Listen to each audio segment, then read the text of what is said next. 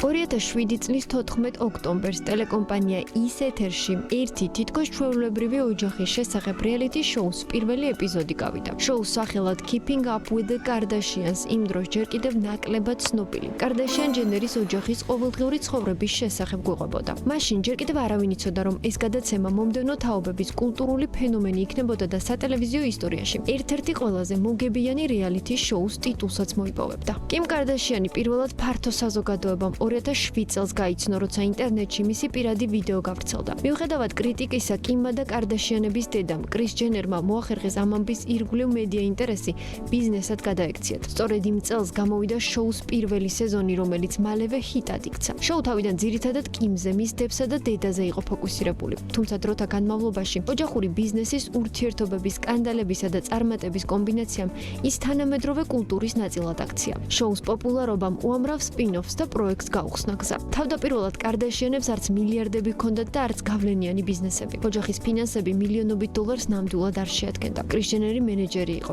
შოუს მთავარი პერსონაჟი კიმ კარდაშიანი კი პერის ჰილტონის ასისტენტი. ერთადერთი ოჯახური ბიზნესი, რომელსაც მაშინ კარდაშიანები ფლობდნენ, პატარა ბუტიკი დაში იყო. თუმცა შოუს პოპულარობამ ყველაფერი შეცვალა. ოჯახმა გააფორმა კონტრაქტები ER-ხთან, რის შემდეგაც ყოველ სეზონზე მათი ჰონორარები იზრდებოდა. სხვადასხვა წყაროს მიხედვით ბოლო სეზონებისთვის ოჯახმა ერთობლივად 100 მილიონ დოლარამდე მიიღო. როგორც კიმ კარდაშიანი ამბობდა, სეზონის მიხედვით რამდენიმე მილიონ დოლარს იღებდნენ.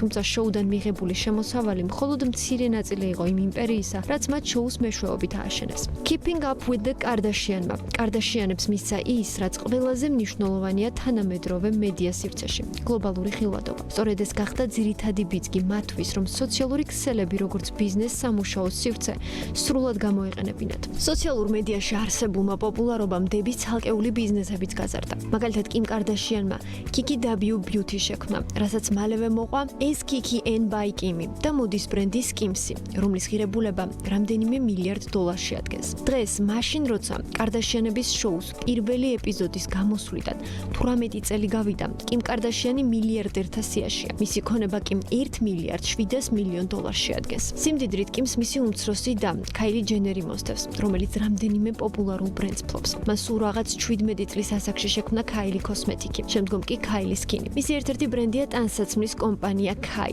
ასევე Kylie Baby, Kylie Sumi და სპრინტერი, რომელიც ალკოჰოლური სასმლის წარმოებაზე ფოკუსირდება. კარდაშიან ჯენერების დინასტიის ყველაზე უმცროსი წარმომადგენლის ქონება 700 მილიონ დოლარს აღწევს. კარდაშიანების კიდევ ერთი წევრი ქლოი კარდაშიანი ტანსაცმლის ბრენდს Good Americans და კიდევ რამდენიმე ბიზნეს ფლობს.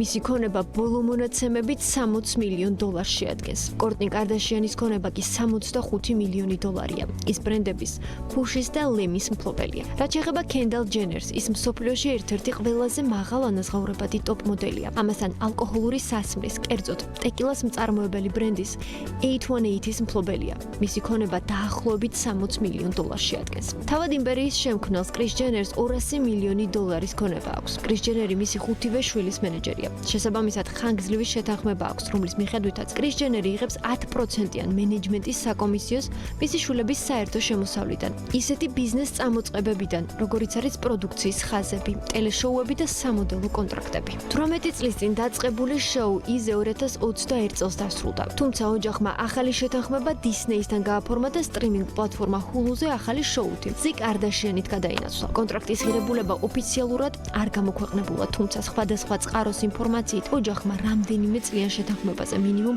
100 მილიონი დოლარი მიიღო. Keeping Up with the Kardashians არ ყოფილა უბრალოდ რეალიტი შოუ. ეს იყო მრავალმილიარდიანი იმპერიის დასაწყისი. მისი საშუალებით ერთი ოჯახი გლობალურ მედიას სიმბოლოდ იქცა.